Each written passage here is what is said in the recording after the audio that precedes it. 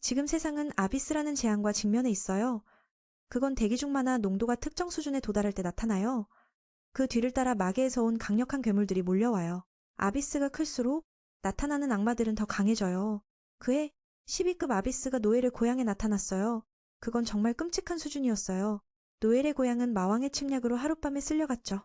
다행히 노엘에게는 예전 영웅이었던 할아버지가 있었어요.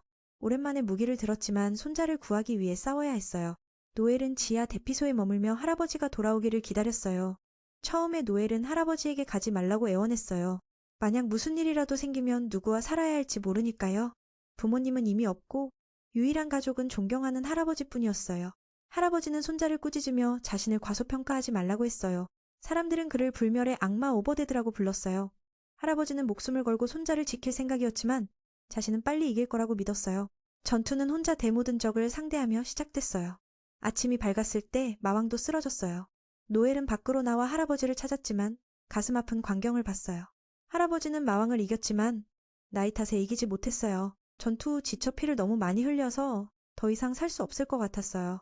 임종 직전 할아버지는 이것이 전투로 생계를 이어온 자의 결말이라고 말했어요. 언제든 목숨을 잃을 수 있다는 걸 받아들여야 해요. 어릴 적 꿈은 그런 사람이 되는 거였어요. 이 광경을 본 후에도 그 꿈은 변하지 않았어요. 노엘의 결의를 알게 된 할아버지는 노엘이 무적의 시커가 되길 바랐어요. 그건 두 사람의 마지막 약속이었어요. 그 말을 듣고 할아버지는 안심하고 눈을 감았어요. 노엘은 마지막 가족을 잃어 너무 아팠지만 슬픔에 굴복하지 않았어요. 지난 2년 동안 그는 할아버지처럼 영웅이 되기 위해 노력했어요. 슬프게도 하늘은 노엘에게 뛰어난 지능을 주었지만 변태적인 힘을 주었어요. 그는 최고의 서포터가 되어 동료들의 전투를 효과적으로 도왔어요. 그들의 팀은 한 명의 마법사와 두 명의 전사로 구성됐어요. 노엘의 직업은 사설술사로 전투 능력은 가장 약하지만 서포트 능력은 가장 강해요. 상대에게 명령을 내리는 방식으로요. 이번에는 하급 뱀파이어예요. 마법을 사용하지 않아요. 걱정스러운 건 그들의 여왕이 무한번식 능력을 가졌다는 거예요. 그래서 아무리 하급 괴물을 죽여도 모자라요. 그들을 모두 없애려면 보스만 쓰러뜨리는 게 유일한 방법이에요. 하급 뱀파이어들은 부하지만 맨손으로도 사람을 찢을 수 있어요. 게다가 머리가 떨어지지 않으면 회복할 수 있어요. 모든 정보를 노엘이 업데이트했어요. 다른 3명은 아무것도 모르고 있었어요. 대신 그들은 노엘 대신 괴물을 상대할 주력이에요. 다른 사람들이 왜 보스를 빨리 안 죽이는지 궁금해하자 그건 바보 같은 짓이라고 말했어요. 보스를 죽이는 건 모든 걸 끝내는 최선의 방법이지만 가장 위험한 길로 모두를 죽음으로 이끌어요. 이 일은 그들의 수준을 넘어섰으니 천천히 싸워야 해요. 적을 알면 백전백승이죠. 부하들을 먼저 청소하지 않으면 승리 확률이 낮아요. 그 말을 듣고 모두 노엘의 지시에 따랐어요. 그래도 그는 이 직업을 싫어해요. 제한이 너무 많아요. 동료의 전투력과 스탯을 명령으로만 올릴 수 있어요. 바로 그때 보스가 그들을 찾아왔어요. 독을 뿌려 민을 곤란하게 했어요. 다른 사람들도 구하려 했어요. 서포트 없으면 이기지 못하니까요. 위기에 몰린 채 도끼든 청년의 성가신말의 분노로 힘을 되찾았어요. 자신을 가볍게 보지 말라고 말하며 총으로 괴물 몇 마리를 쓰러뜨려 숨통을 틔웠어요. 보스 앞에서 그는 두려워하지 않았어요. 사설술사가 어떻게 싸우는지 보여주고 싶었어요. 먼저 동료들에게 명령으로 대형을 펼쳤어요. 그와 함께 모든 능력을 25% 올리는 효과를 더했어요. 효령이 떨어지자 두 사람이 달려들어 붙잡았어요. 노엘은 또 다른 기술, 사기 장렬을 사용했어요. 전체 팀의 체력과 마력을 25% 강화했어요. 타니아에게 로이드와 완터의 방어를 높여 계속 공격하라고 했어요. 뒤로는 여전히 매복 중인 괴물들이 노엘을 위기로 몰았어요. 그는 타니아에게 정신해방을 주어 그녀가 렁징을 유지하게 했어요. 자신은 그 괴물들을 직접 처리해 세 사람이 보스에 집중하게 했어요. 그는 74초를 버텨야 했어요. 마총과 마비 명령으로 세 괴물을 멈췄어요. 사설술사에게 이건 자신을 보호하는 필수예요. 얼음 탄환을 쏘고 나서 대부분을 쓰러뜨렸지만 한 마리를 놓쳤어요. 뛰어난 두뇌와 정확한 시간 계산 덕분에 그는 목숨을 지켰어요. 동료들에게 추가 강화 후 마무리 일격을 날렸어요. 효령을 받고 그들은 보스에게 최종 기술을 써서 없앴어요. 하지만 돌아보니 노엘이 찔려 있었어요. 다행히 발톱이 뚫지 못했어요. 그의 계산이 정확했으니까요. 보스만 쓰러뜨리면 나머지 잡기들도 사라질 거예요. 전투가 끝나자 아비스도 사라졌어요. 세 사람은 노엘의 리더십에 감탄했어요. 하지만 그를 나무랐어요. 너무 무리해서 계산이 한 초만 틀려도 목숨을 잃을 수 있으니까요. 그는 그런 위험을 즐겨요. 그래야 빨리 성장하니까요. 과거 할아버지는 손자가 약하다고 자책하는 걸 보고 웃었어요. 할아버지는 노엘이 엄마를 닮았다고 했어요. 하지만 노엘에게는 엄마가 가지지 못한 재능, 할아버지 같은 시커의 재능이 있어요. 사설술사든 뭐든 그의 잠재력으로 가장 강해질 거예요. 그는 그 말을 절대 잊지 않았어요. 존경하는 할아버지의 말이었으니까 지금도 잘 성장하고 있으니까요. 가장 약한 사설술사라도 언젠가 할아버지의 영웅 타이틀을 넘어설 거예요. 현재 그들의 그룹은 에차이 제국에 살고 있어요. 이곳은 마공 문명이 발달해 다른 곳보다 아비스가 자주 나타나요. 그래서 다양한 사람들이 모여들어요.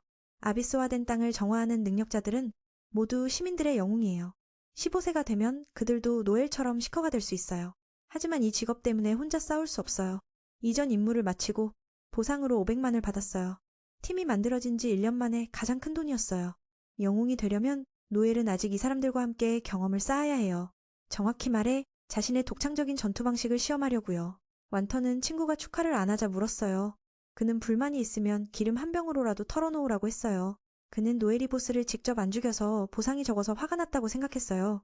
모든 게 괜찮았는데 술에 취해 노엘의 고고 할아버지에 대해 말했어요. 과거 할아버지는 이 직업을 하면 돈에 집착해야 한다고 가르쳤어요.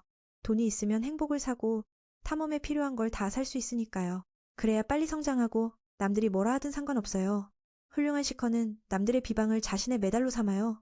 자신을 가볍게 보지 않게 하는 게 그의 삶의 이유예요. 바로 그때 노엘은 친구를 도발했어요. 그는 여전히 입만 살아 노엘의 돈 문제로 팀의 명성을 해친다고 떠들었어요. 그 말에 노엘은 모든 책임을 인정했어요. 완터는 가장 존경받는 사람이라고 비아냥거리며 말했어요. 화가 난 완터는 나이 2살 차이로 비교했어요. 노엘은 시커에게는 실력이 최우선이지 나이가 무슨 상관이냐고 했어요.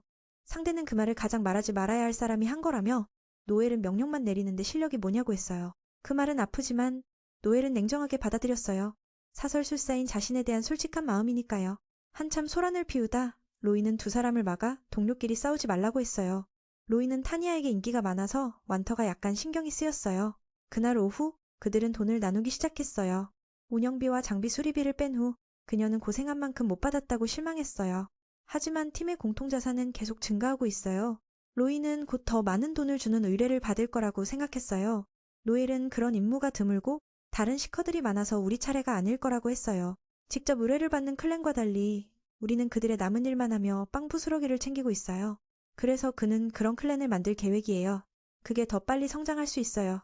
팀의 공통자산은 현재 1280만이에요. 클랜을 만드는데 최소 2000만이 필요하니 노엘은 나머지를 내겠다고 했어요. 이렇게 남의 것을 먹는 것보다 클랜을 만들면 더 빨리 돈을 벌어요. 로이는 동의하지 않았어요. 지출이 많아서요. 하지만 노엘은 그걸 처리할 수 있어요. 모두를 설득하며 이렇게 가다가는 수십 년이 걸릴 거라고 했어요. 완터는 화가 났지만 그의 말을 이해했어요. 자신의 클랜을 만들어 싸우는데 동의했어요. 지난 1년 동안 노엘은 이미 알아봤어요. 외모가 좋으면 국가가 의뢰를 줄 거예요. 팀에서 로이가 그럴 만하죠. 유명해지면 국가가 중용하고 시커의 얼굴로 홍보할 거예요. 현실은 유명한 사람들이 모두 잘생기고 예쁘다는 걸 보여줬어요. 성공한 클랜도 그런 사람들이 있어요. 덕분에 지원금과 광고 계약을 많이 받아요. 현재의 의견은 둘로 나뉘었어요.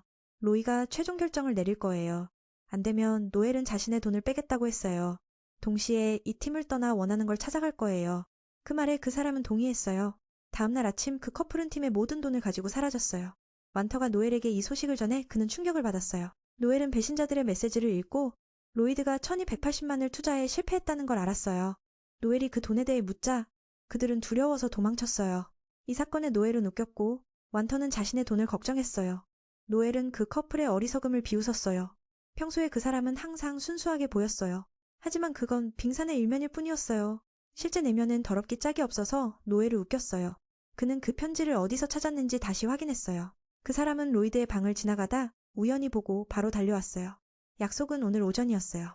하지만 어제 완터는 좋은 일자리를 듣고 팀장에게 전화를 했어요. 그런데 그들은 이미 사라졌어요. 주인에게 물으니 어제 밤 8시에 떠났대요. 제국이 문을 닫을 시간이었어요. 아주 정확했죠. 밤에 도망치려면 지금 아침 9시 30분이니 그들은 반나절 어햇됐어요. 그들의 경로를 맞게 추측하면 따라잡을 수 있어요. 이런 싸구려 시간 끌기는 노엘에게 아무런 의미 없어요. 그래서 천천히 대책을 세웠어요. 먼저 로이드와 타니아의 목적지를 찾아야 해요. 도시 출입 기록이 있을 테니 물어볼 거예요. 말을 타면 따라잡는 건 어렵지 않아요. 가장 중요한 건 그들을 어떻게 처리할지예요. 완터는 바로 가자고 했지만 서둘러서 막을 거예요. 그건 불필요한 결과를 초래할 테니까요. 그는 뇌 없는 근육맨이에요. 그들을 때려 죽이고 싶어해요. 하지만 뇌물을 먹을 수 있냐고 묻자 그는 약간 주저했어요. 노엘의 도움이 있으면 당연히 이길 수 있어요. 하지만 타니아도 함께일 테니 계산해야 해요. 잘못 처리하면 이게 생사 전투가 될 수 있어요. 게다가 그들의 편지에서 돈으로 빚을 갚는다고 했으니 잡아도 돈을 못 돌려받을 수 있어요. 더 실질적인 방법을 찾아야 해요. 상대는 이 일을 벌인 만큼 이걸 예상했을 거예요. 완터는 이를 악물고 참아야 한다고 했어요. 노엘은 사악하게 웃으며 자신의 원칙은 복수를 1000배로 한대요. 바로 그 후 그들은 장비를 입고 다른 전사들의 술집으로 가서 도움을 청했어요. 노엘은 완터를 바보지만 쓸모있고 우수한 전사라고 솔직히 말했어요. 자신은 똑똑한 머리를 가졌으니 그냥 따르라고 했어요. 안으로 들어가 노엘은 큰 소리로 시어들에게 의뢰를 외쳤어요. 팀의 2멤버가 돈을 가지고 도망쳤다고 말했어요. 그래서 그들을 생포하는 사람에게 200만의 상금을 주겠다고 했어요. 완터는 왜 그 친구가 그런 일을 했는지 이해할 수 없었어. 노엘은 단둘이서 그들을 붙잡고 제압하기가 힘들다고 생각했어. 그래서 추가 인력을 고용해 쉽게 통제할 수 있게 했지. 게다가 이건 그 녀석의 전체 계획에서 단지 일부일 뿐이야. 완터야 진정해. 내가 빨리 처리할게. 완터 진정해. 내가 빨리 처리할게. 이미 몇 팀이 이 사람을 잡는 의뢰를 받았어. 노엘은 성공하면 즉시 현금으로 지불하겠다고 약속했어. 그 말에 모두 흥분해서 쉬는 시간에 의뢰를 받았지. 그래서 그 무리들이 노엘의 정보를 따라 정보를 추적하기 시작했어. 그 커플이 도망친 시간은 어제 저녁 성문이 닫기 직전이었어.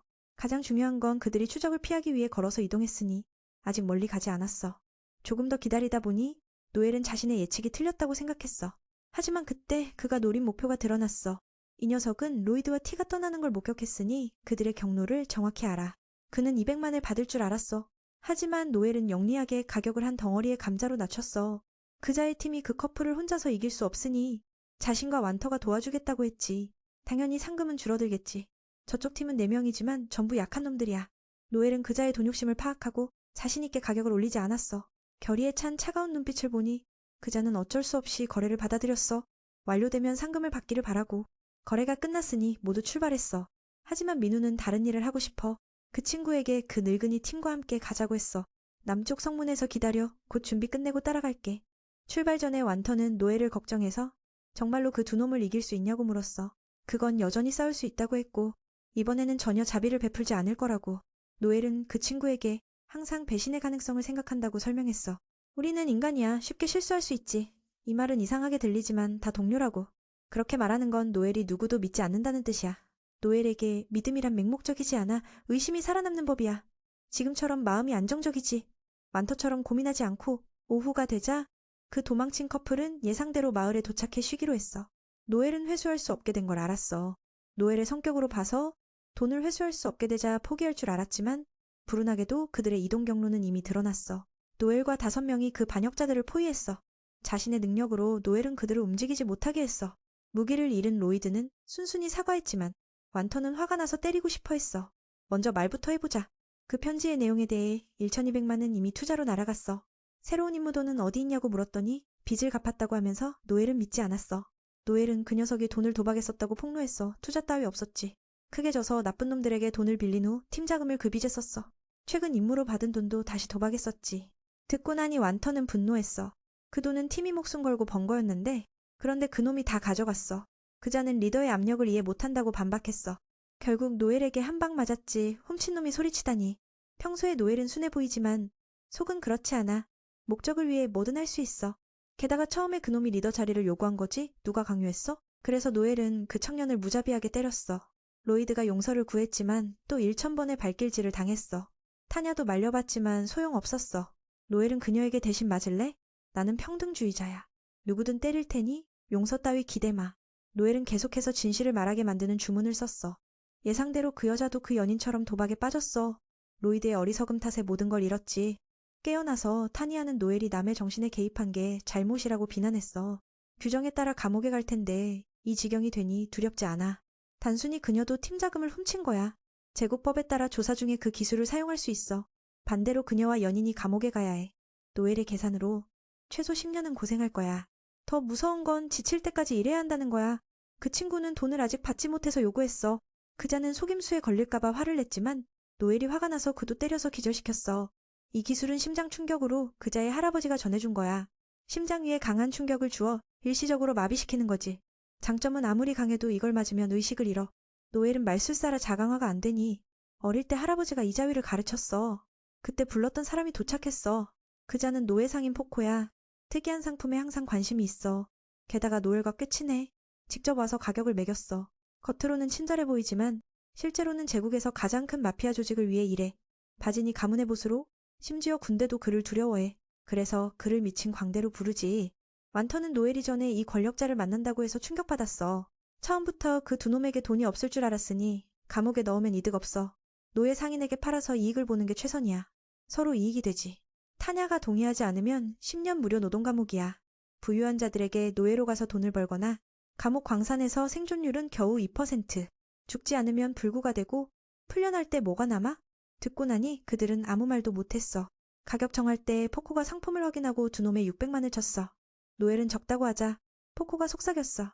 성스러운 교회가 금욕생활을 명령할 거라서. 이게 노예 사업에 영향을 끼쳐 부유한 자들이 돈을 아껴서 구매가 줄어드는 건 당연해.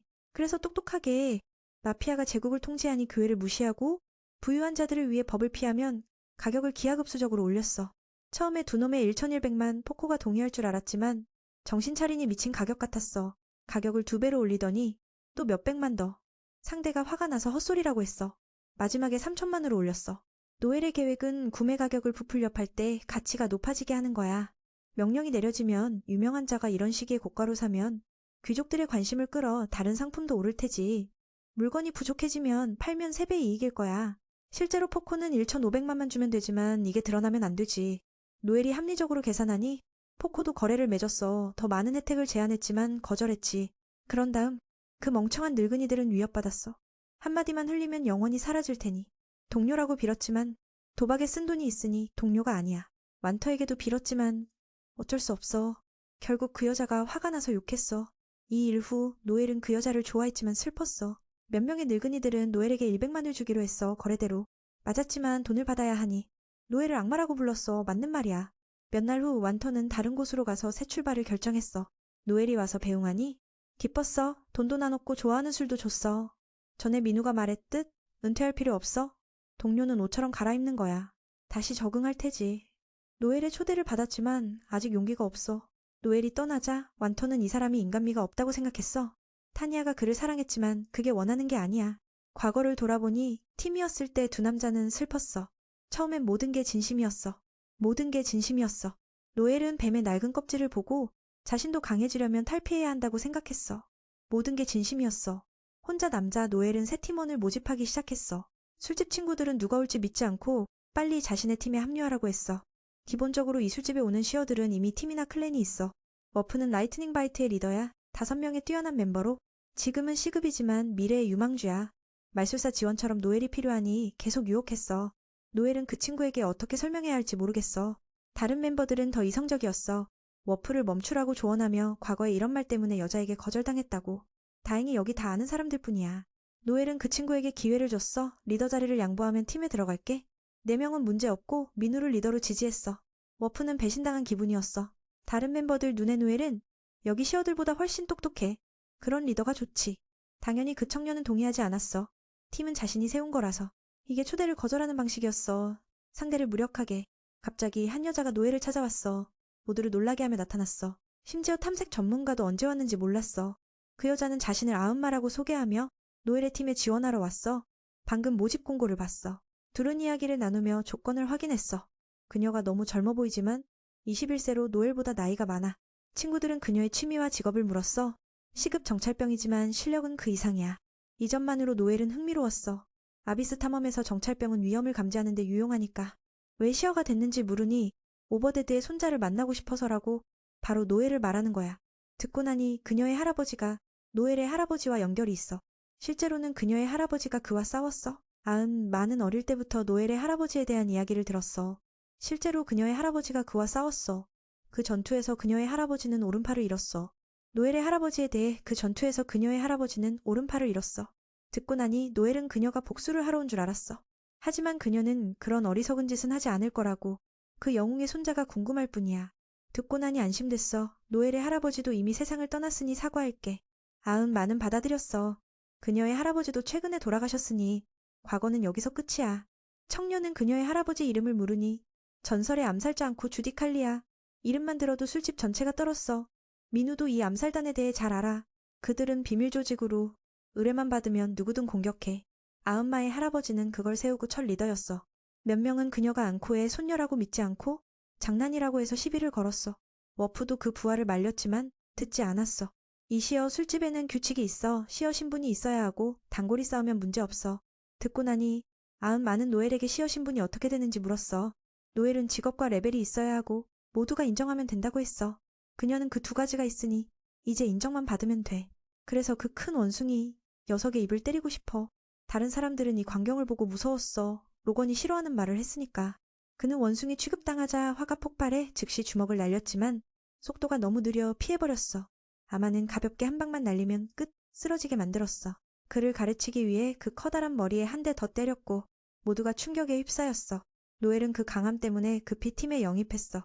갑자기 배고파서 말하니 젊은이가 빵을 사주면서 행복해졌어. 타이타이 나이 차이지만 산에서 자란 탓에 성격이 꽤 어린아이 같아. 이상한 음식을 먹으니 정말 기뻐하고 노엘은 그녀가 전설의 손녀라는 걸 진심으로 믿었어.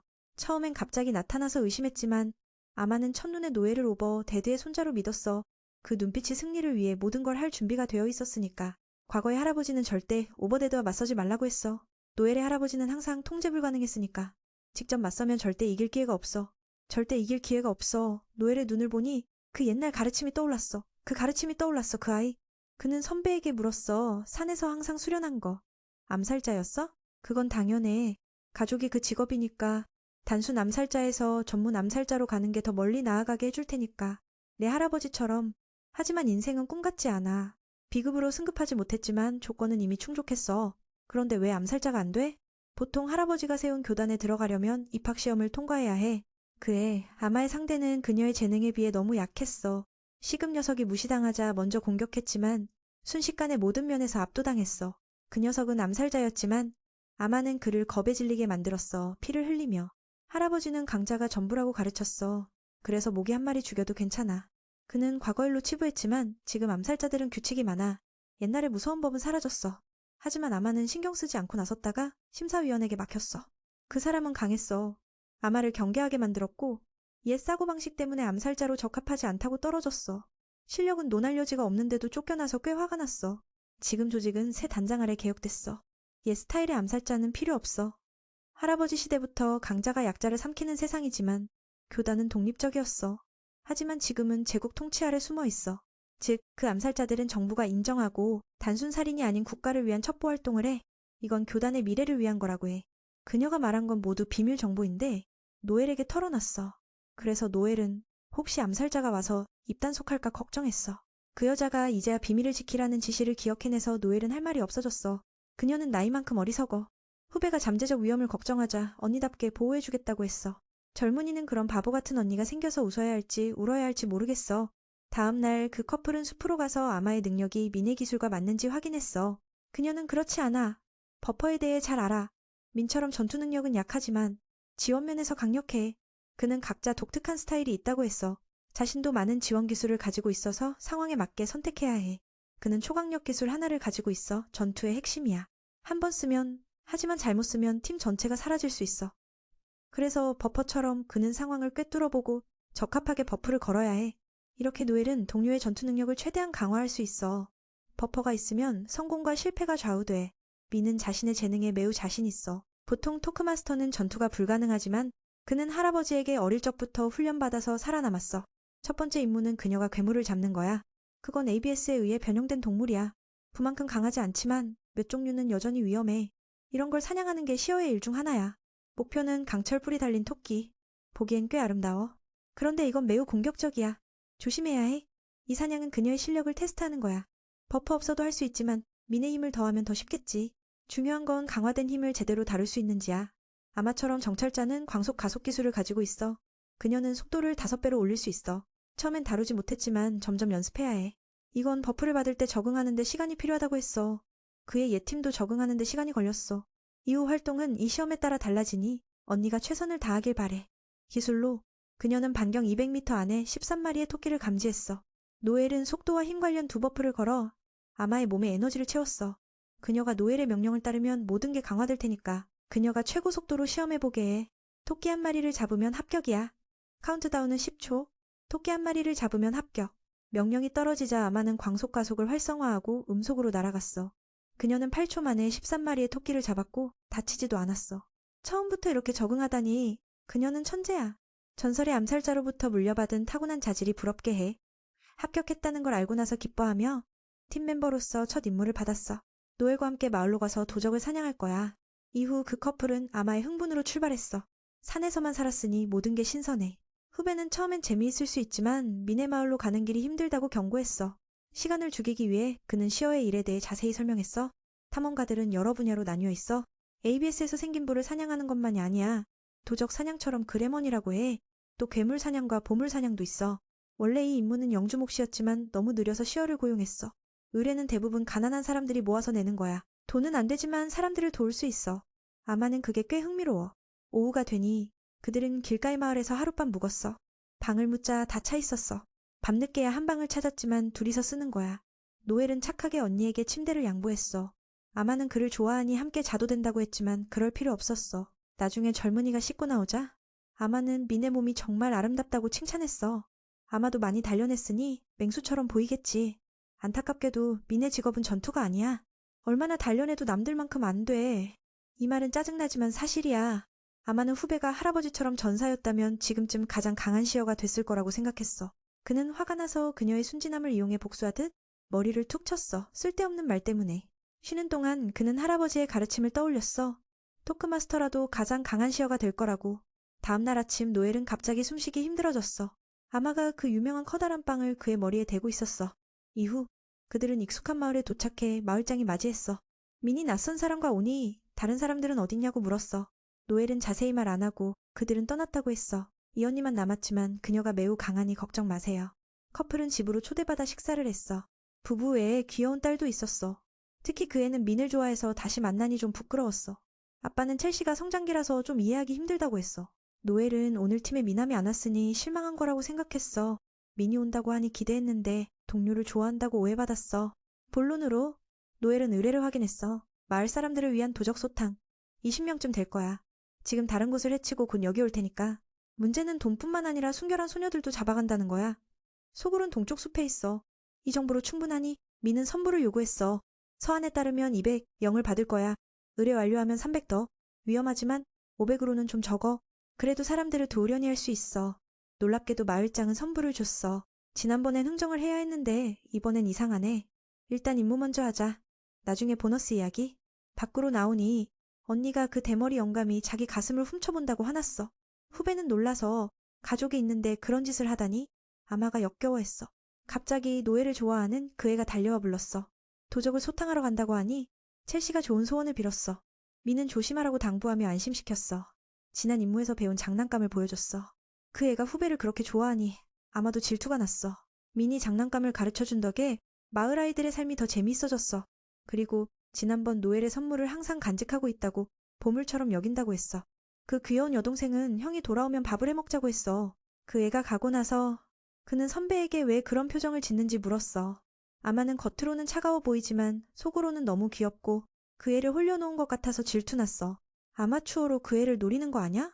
화가 치밀어 그는 아마를 가슴 큰 여자라고 욕했지만 욕인지 칭찬인지 모르겠어. 그 후 그들은 도적 소굴을 찾았어. 처음엔 20명쯤 생각했는데 갑자기 2배야. 이 상황으로 보니 단순 방랑자가 아니야. 오히려 200만 넘는 현상금이 걸린 지도자가 이끄는 거야. 노엘은 그가 B급 정찰이라고 기억했어. 꽤 강해. 선배가 자신있게 싸울 수 있냐고 물으니 그녀는 충분하다고 했어. 하지만 부하들이 문제야. 수가 너무 많아. 동시에 달려들면 힘들지만 그건 내가 막을게. 선배는 지도자만 집중해. 아마는 다른 문제를 제기했어. 도적의 기술에 발각될 수 있어. 자기는 기운을 숨길 수 있지만 너는 안 되니 쉽게 들킬 테야. 노엘은 그건 걱정 마. 계획이 있으니까. 바로 암살자. 아마가 은폐 능력을 써서 지도자에게 접근하고 민은 멀리서 관찰하며 토크마스터의 기술로 연락해. 그래서 발각될까봐 걱정 없어. 발각될까봐 걱정 없어. 영적 연결로. 영적 연결. 마치 초감각처럼. 아마가 위치에 도착하자 노엘은 전투 명령을 내렸어. 그래서 모든 능력이 최고로 강화됐어. 먼저 그는 전기 충격으로 바깥 병사들을 움직이지 못하게 했어. 지도자가 이해 못했어. 그 순간 방심하니 그녀가 그의 목을 베었어. 부하들이 깨고 나서야 그들의 전투가 시작됐어.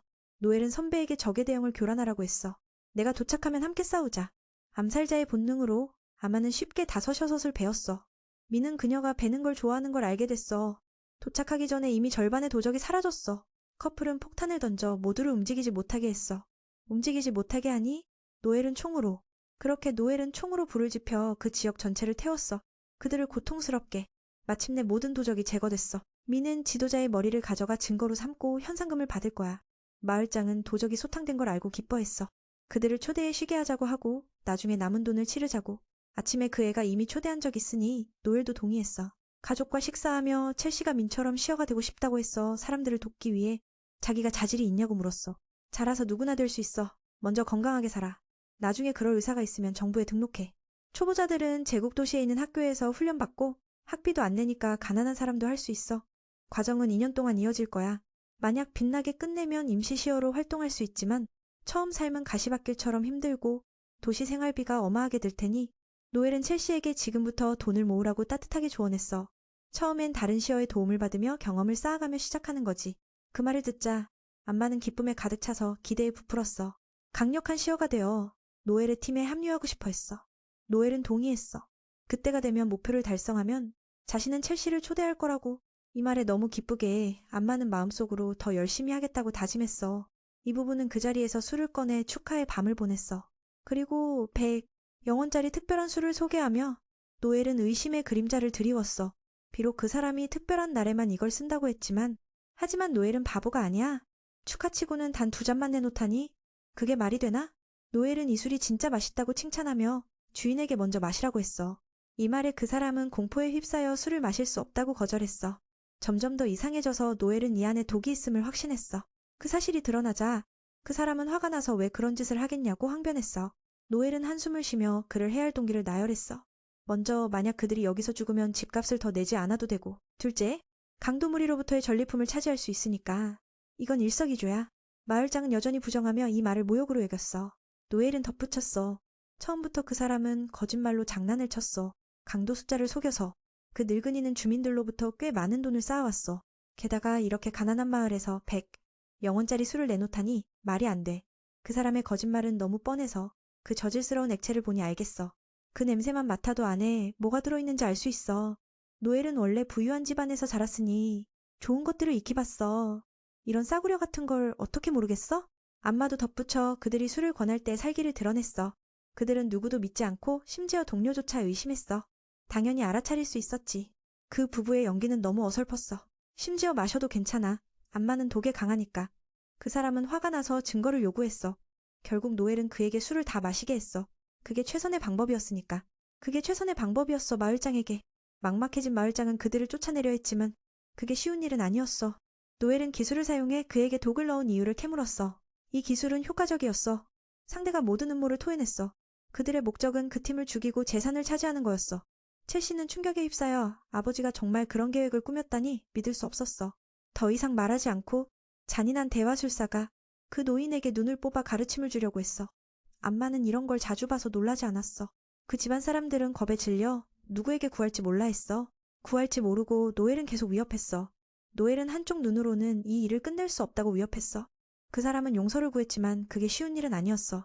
남을 해칠 때는 잘했는데 이제 벌을 받을 때는 왜 구걸하나? 그는 300영원을 주고 그들을 보내려 했지만 노엘은 바보가 아니야. 그 사람이 주민들로부터 훨씬 더 많은 돈을 쌓아왔다는 걸 알았어. 이시어와 장난친 대가는 이 집안의 모든 돈이야. 상대는 거부하며 자신이 빚이 많다고 했어.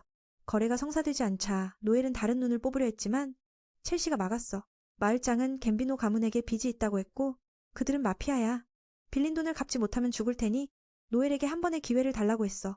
죽을 테니 기회를 달라고 했어. 노엘은 신경 쓰지 않았어. 각자 저지른 일에 책임을 져야 하니까. 첼시는 아버지를 구하기 위해 모든 재산을 내놓았어. 총 800영원 넘게. 이제 남은 건 하나도 없어. 그리고 아버지를 용서해달라고 했어. 노엘은 이 사건을 넘기고 그 집안이 마피아와의 빚을 해결하도록 내버려뒀어. 이 사건을 넘기고 그 집안이 빚을 해결하도록. 사건 후 첼시는 시어의 다른 면을 깨달았어. 갑자기 노엘을 원망하며 그들을 미워한다고 해서 노엘은 슬퍼졌어. 처음엔 사람들을 도우려 했는데 이렇게 되다니. 진짜로 은혜를 원수로 갚는 법이야. 인생이 그렇듯. 그래서 노엘은 원망하지 않았어. 돌아오는 길에 안마는 이 직업이 정말 고통스럽다고 느꼈어. 목숨을 걸고 싸우면서도 보상은 별로 없고 게다가 방금 일처럼 오명을 쓰게 돼. 안마는 노엘에게 괜찮은지 물었어. 너무 슬퍼 보이니까. 한 소녀가 순수한 존경에서 증오로 변하는 느낌? 누가 이해할까? 암마는 차갑게 보일지 모르지만 이런 일에도 슬플 거라고 생각했어. 그래서 노엘에게 위로가 필요하다면 내 가슴에 기대보라고 했어. 노엘은 암마를 가슴 큰 여자라고 욕했어. 안아주지 않겠다고. 암마는 그 말에 화가 나서 짜증을 냈어. 노엘은 암마에게 어른답게 구르라고 했지만 암마는 그 귀여운 얼굴 때문에 안 될 거야. 그래서 매일 암마와 논쟁하는 게 재미있어. 하지만 그건 안 될 테니 노엘은 더 말하지 않았어. 바로 그때 하늘을 가로지르는 우주선이 그들의 시선을 끌었어. 기호를 보니 3등 레갈리아의 가디터 클랜이었어. 이건 황제가 인정한 큰 단체의 상징이야. 7성에는 7자리가 있지만 등급이 다르지. 이 클랜들은 힘과 공적에 따라 평가받아. 자리에는 3등, 2등, 1등이 있어. 그들은 우주선을 타고 다니니 정말 멋지게 보이네.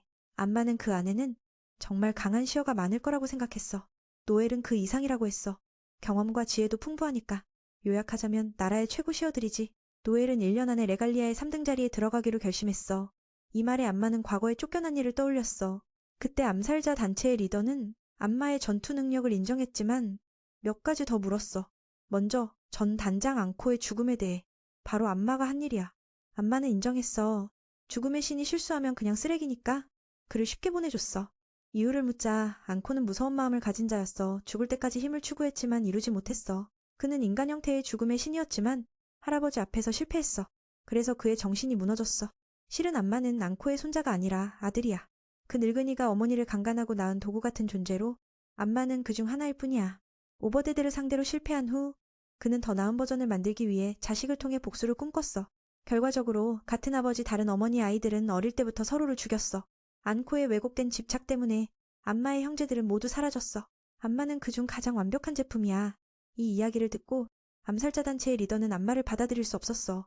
설명하기 전에 그는 암마에게 이 일을 아무에게도 말하지 말라고 했어.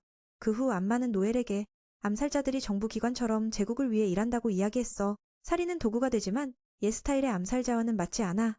암마는 21년의 고된 훈련 끝에 쫓겨난 게 슬펐어. 자신이 뭘 해야 할지 묻자 그는 암마에게 자신의 길을 가서 고통을 줄이라고 했어. 그 사람은 오버데드의 손자가 제국에서 시어로 일하고 있다고 알려줬어. 암마에게 그를 찾아가라고 조언했어. 재능이 좋지만 쓸모없는 대화술사 직업을 가진 그 애를 위해. 지금 현실로 돌아온 암마는 노엘을 다시 존경하게 됐어. 약자로 태어났지만 포기하지 않고 더 높은 목표를 향해 나아가니까. 암마는 그 젊은이를 안아주며 영원히 함께 싸우겠다고 약속했어. 장면이 바뀌어 교도소에서 놀라운 신분교환 드라마가 펼쳐지네. 상대의 모습으로 변신해 그 청년은 경찰 역할을 하며 위험한 범인을 지켰어. 그는 제국을 뒤흔든 연쇄살인마 마귀야. 그의 별명은 꼭두각시사 휴그야. 노엘은 지금 등에 수십 킬로의 돌을 메고 체력을 단련하고 있어. 매일 제국 주위를 2바퀴 달리고 하루도 빠지지 않아. 그 무거운 짐 때문에 2시간 넘게 걸리지만 피곤함과 상관없이 포기하지 않아. 이건 할아버지에게 배운 거야. 시어가 되고 싶다고 말한 날부터 노엘은 보통 사람의 몇 배로 훈련했어. 할아버지의 부드러운 모습은 사라졌어. 대신 엄격한 태도로 어릴 때부터 그를 단단하게 키웠어. 매일 토하고 쓰러지면서도 몸이 과도하게 움직였어. 게다가 대화술사는 스스로 강화하는 기술이 없으니 모든 건 자신의 힘으로 해내야 해. 기본 훈련 후 할아버지와 함께 싸웠어. 체력으로는 할아버지의 공격을 막을 수 있지만 기술과 경험으로는 하늘과 땅 차이야. 매번 손자를 때릴 때마다 오버데드는 그 이유를 설명하며 배움을 주었어. 그 정신이 높아졌어. 노엘은 그 시절을 그리워해. 할아버지의 주먹을. 하지만 이제 혼자야.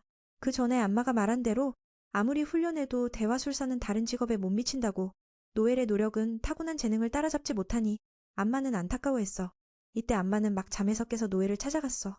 노엘의 새 방은 정말 넓어. 암마에게 자기는 괜찮은지 물으니 암마는 꽤 된다고 했어. 여기만큼 좋진 않지만 그 집은 괜찮아.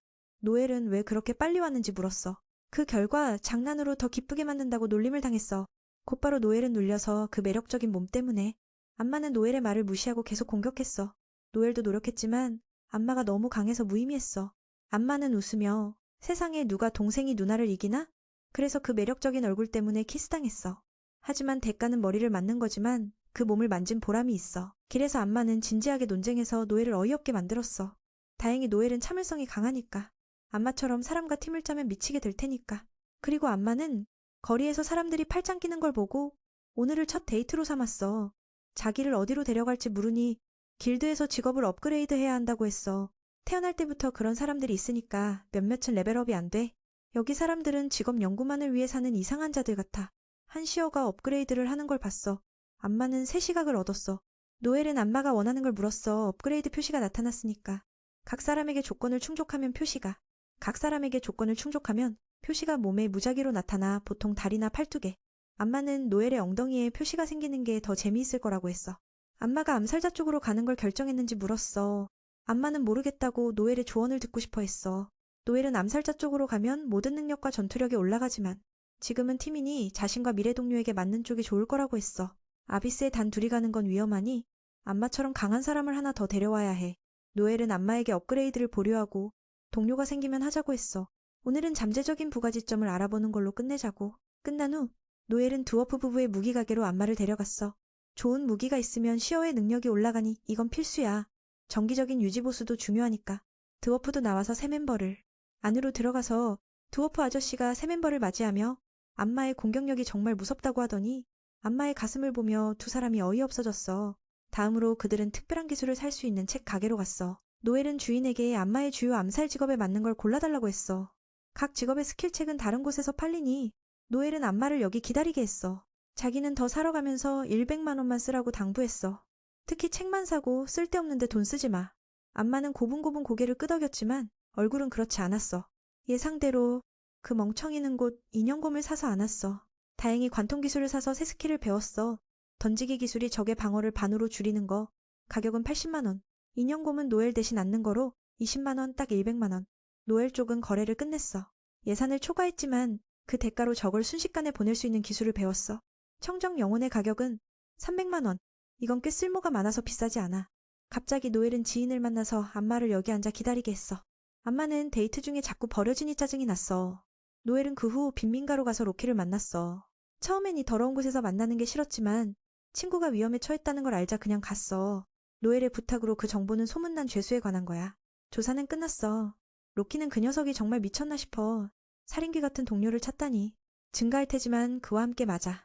휴고라는 괴물 조종사를 영입하면 팀의 전투력이 크게 올라가지만 그만큼 위험도 어마어마해. 먼저 동료를 팔아서 노예로 만들어 돈을 챙기더니 이제는 죄수까지 끌어들여 대체하려고 해. 이 세상에서 그만큼 멋진 녀석도 드물지. 미친놈 소리 듣는 걸 칭찬처럼 여기는데 로키도 그에 못지않아. 그는 제국의 정보왕으로 모방술사라는 직업을 가졌어. 본인처럼 변신할 수 있고 머리가 너무 좋으니 어디든 스며들어. 이 직업은 정말 희귀해. 용사 길드조차 파악 못했어. 노엘은 그 녀석의 평소 모습이 진짜 얼굴인지 물었어. 그리고 추가 돈을 주며 증거를 더 찾아봤지. 서로 오랫동안 함께해서 로키는 맨에게 정보를 공짜로 주더라고. 이 동네에 해로운 약품이 퍼지고 있어. 한 번 빨면 하늘을 나는 기분이지만 부작용으로 미치게 돼. 그래서 살인사건이 점점 늘고 있어. 노엘은 이런 약을 뿌리면 루치아노 가문이 가만두지 않을 거라 생각해. 이 주모자를 진짜 바보 같아. 로키는 그 약의 원천이 바로 루치아노 가문의 한 지부라고 말했어. 이 지역은 감비노 가문의 영역이고 이끄는 건 안브라는 극도로 위험한 녀석이야. 저쪽에서 맨이 안 오자. 안마는 가게 메뉴를 거의 다 먹어치웠어. 그 여자는 그 멍청이가 여자의 마음을 전혀 모른다고 투덜거려. 그때 우연히 라이아를 만나서 바로 마음을 털어놨어. 노엘은 정보를 파악한 후 감비노 가문을 걱정하고 있어. 전 리더가 최근에 세상을 떠나고 아들에게 모든 권력을 넘겼어. 그들이 다스리는 지역은 정말 최악이야. 포코 같은 녀석도 조심할 정도지. 갑자기 젊은 청년이 구걸하는 걸 봤어. 얼굴이 여기 사람들과 달라서 먼 곳에서 온 것 같아. 가엾게 느껴서 노엘은 일부러 동전을 떨어뜨려 도와줬어. 그런데 상대가 안 받더니 돌려주면서 동전을 조심하라고 조언했어. 진짜 짜증나. 맨처럼 예쁜 사람에게 왜 여자로 보이냐고 물었어. 그 청년은 맨이 배가 아픈 줄 알았어. 노엘은 내가 남자라고 설명했어. 게다가 그 동전은 더러워서 안 주고 그냥 써라 했어. 그 녀석은 고집스럽게 돌려주려 하다 결국 발로 차여 날아갔고 싸구려 취급받았어. 모욕을 너무 당해서 구걸하는 청년이 결국 힘을 써야 했어. 진짜 가난하지만 구걸하는 자의 자존심은 살아있어. 바로 목을 노려 그 자세를 보니 노엘은 이 녀석이 만만치 않단 걸 알았어. 바로 목을 노려 맞았어. 다행히 피했지만 그렇게 서로 싸우는데 노엘은 아무렇지 않아. 그 청년은 맨의 실력이 대단하다고 생각해. 닌자인가 싶었지만 그냥 평범한 화술사야. 상대가 극동 출신임을 눈치채고 노엘은 그곳이 검술의 요람이라 흥미로워졌어. 맨이 강하단 걸 알자 구걸 청년도 본격적으로 강력한 상태를 활성화했어. 이 광경을 보니 노엘은 이게 찾던 동료라고 기뻐해. 먼저 이 야생 짐승을 제압해야지. 그래서 무기를 꺼냈지만 코가는 주인에게 막혔어. 화가 난 줄 알았지만 사실 노예야. 저쪽에서 안 맞는 친구에게 동생이 무시하고 등급 유지도 안 하게 하려는 걸 털어놨어. 그녀의 정찰 계열은 4가지야. 위에 암살자와 고문관, 아래에 추적자와 산적. 심사 후 암살자와 추적자에 맞는 걸 알았어. 문제는 동료와 잘 맞게 선택하는 거야. 라이아는 매니 사람을 찾으러 간 걸 깨달았어. 이 말을 듣자 안마는 기분이 안 좋아. 노엘 쪽에서 그 주인은 코가를 개처럼 꾸짖고 있어. 말을 어겼으니 노예 계약을 발동해. 그 청년은 반지의 힘에 타들어가 혼미했어. 노엘은 이 어둠의 물건을 보고 충격받았어. 노예를 강제 복종시키는 거지. 법이지만 주종계약이 있으면 보통 힘을 쓰면 법에 어긋나지만 주종계약이 있으면 괜찮아. 그 악당은 노엘을 여자로 착각하고 누구냐고 물었어. 그 녀석은 노엘의 다리를 만지려 하다 발로 차여 멀리 날아갔고 고통스럽게 욕했어. 노엘은 이런 녀석과 장난치기 싫어서 총을 입에 대고 출신을 물었어. 남쪽에서 제국으로 온 거고 알렌 가문의 추격을 피해. 그는 지하 투기장 관리 일을 맡았지만 돈을 횡령하다 노출돼서 여기로 도망쳤어. 목표는 강력한 가문에 합류해 위기를 벗는 거야. 코가에 대해선 처음부터 사서 훈련한 건 노예야. 이 청년을 데리고 제국의 지하 투기장에 참가시켜 코가의 재능으로 명성을 얻고 돈을 벌려 해. 노엘이 상황을 잘 알자 그 녀석은 동업자라고 생각했어. 나는 그냥 평범한 전사고 더 중요한 건 난 남자라고 했어. 듣고 나서 그 녀석은 충격받아 총을 입에 물렸어. 지금 그놈은 정착할 데가 없으니 죽여도 상관없고 코가와 반지를 빼앗을 수 있으니 노엘은 방아쇠를 당길 생각이었어. 안마 쪽으로 돌아가 노엘이 도시 게시판에 팀원 모집을 아직 올려놓은 걸 알고 슬퍼졌어. 라이아는 그 녀석이 너무해. 데이트 중에 여자를 버리고 가다니 여자 마음을 전혀 모르는 걸. 듣고 나서 암살자 소녀는 할 일을 알았어. 노엘이 데려오는 사람이 누구든 등록만 하면 나 혼자만 그와 함께 할 테니까.